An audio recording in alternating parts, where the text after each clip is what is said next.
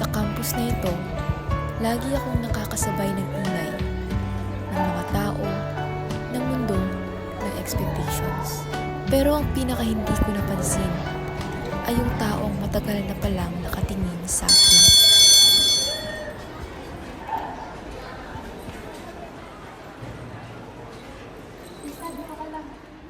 Okay, class? That's all for today. Please pass your final requirements. Bro, may requirements pala. Gago!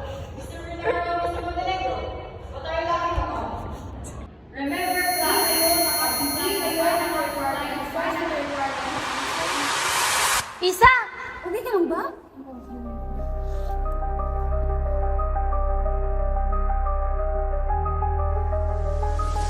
Miss Martinez, I've noticed your grades are dropping, and I'm worried that you might lose your scholarship if it continues. Alam mo naman galing ang scholarship program natin sa school. Kaya kailangan sumiswak at magsisigil para mataas ang grades mo at ma-maintain ang scholarship. Isa? Isa! Tulong! Isa!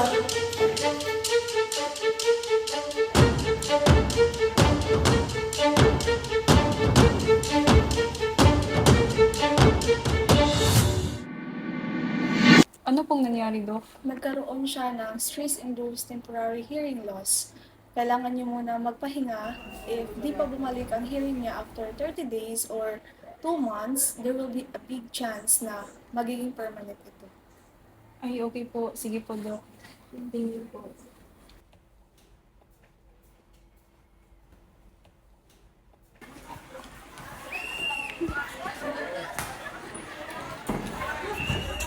Ano man pong nangyari kay Isa? Si Isa ay nagkaroon ng temporary hearing loss. Kaya ang ating gagawin ay bigyan siya ng intervention upang mapagpatuloy niya pa rin ang kanyang pag-aaral. Kaya ikaw, ang aking i-assign upang bigyan siya ng module araw-araw. Sige po, ma'am. Thank you po.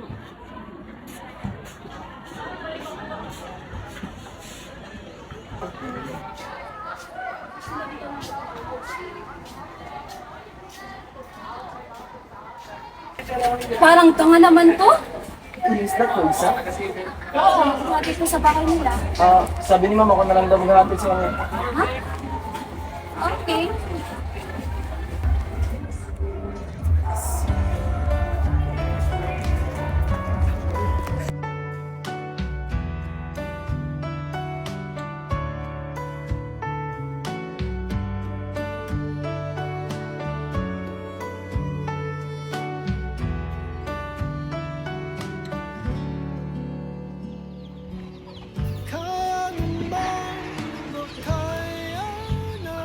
Anong ginagawa mo dito? Nahihirapan kahit lungkot dumaraan.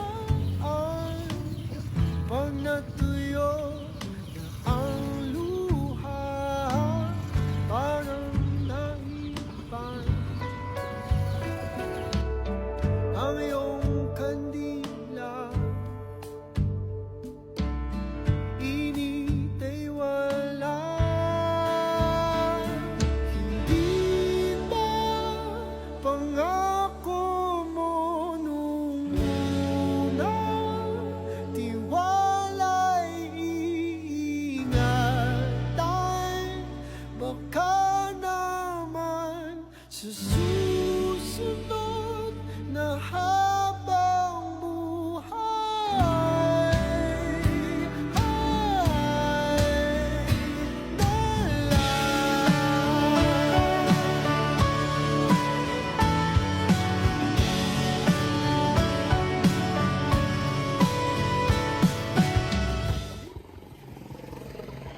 Isa!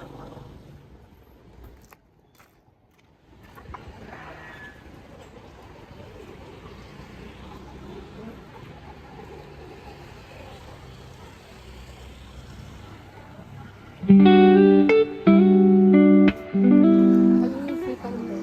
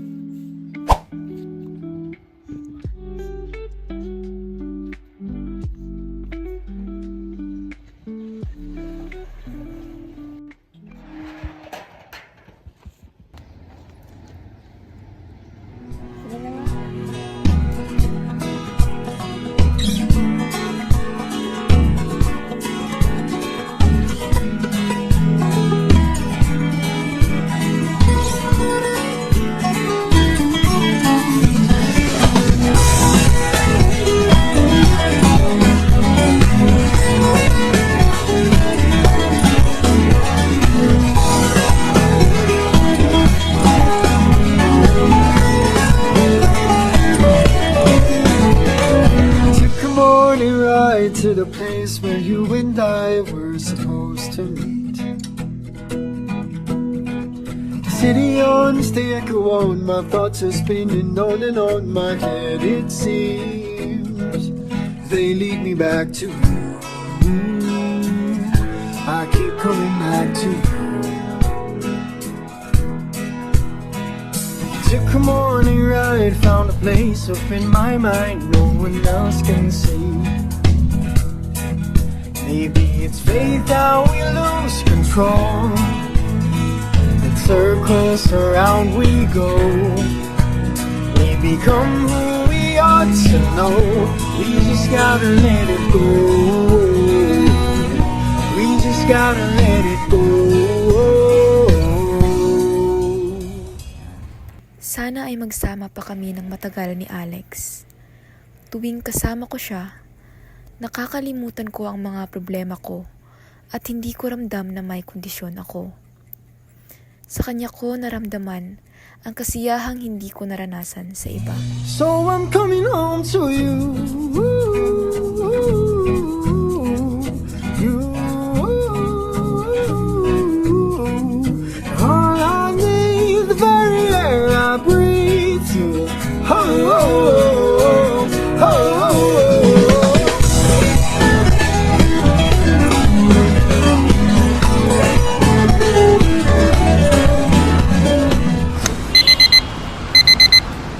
Muli ko nang naririnig ang mundo, pero hindi ko inakalang ang pagbabalik ng pandinig ko ang magbibigay pala ng pinakamasakit na katahimikan.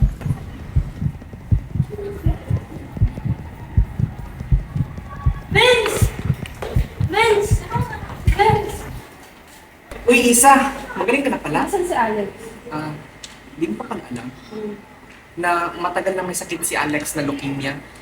Yung last na pagkikita nyo, after nun, dinala siya sa ospital. At sa kasamaang palad, ay di siya nagtagumpay na labanan ng kanyang sakit.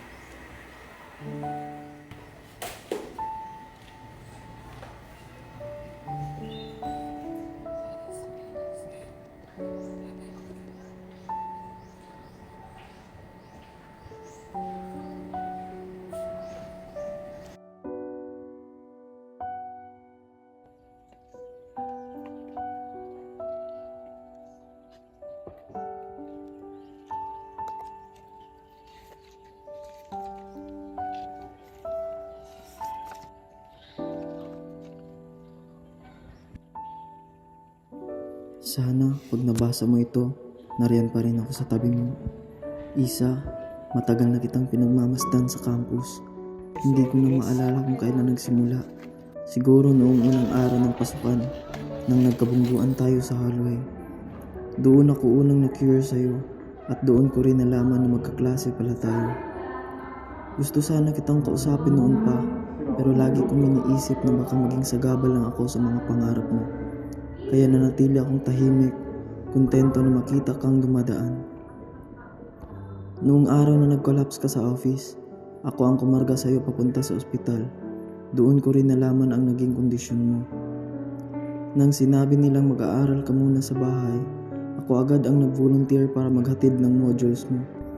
Hindi lang para makatulong, kundi para magkaroon ng kahit kaunting dahilan para mapalapit sa'yo. At doon nagsimula ang lahat.